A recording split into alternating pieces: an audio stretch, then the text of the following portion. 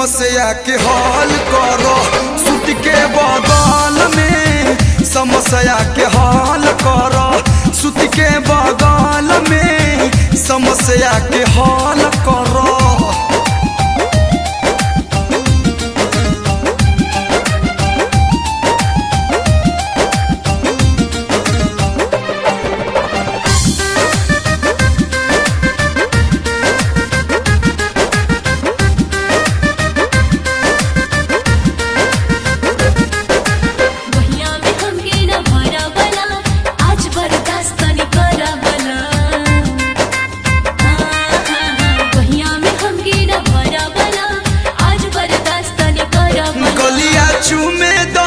काहे हमसे दूर करेलू, काहे जबरी करे मजबूर करेलू।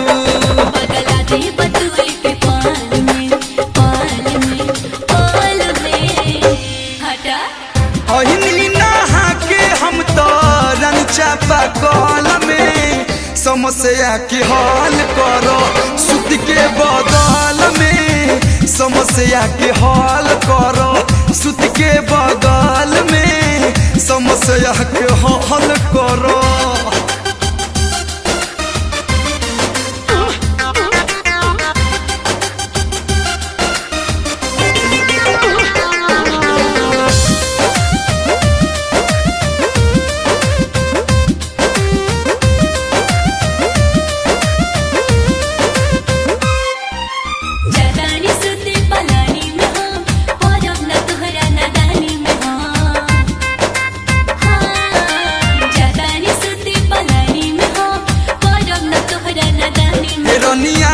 पाना बलम्मा के विरोध करेलू, तोहरो मोहन बावे तबो हमके मारे परेलू।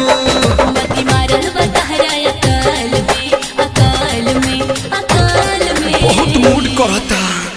अहिनी नहा के हम तो रन चापा कल में, समस्या के हल करो सूत के बगल में, समस्या के हल करो सूत के बगल में, समस्या के हल करो।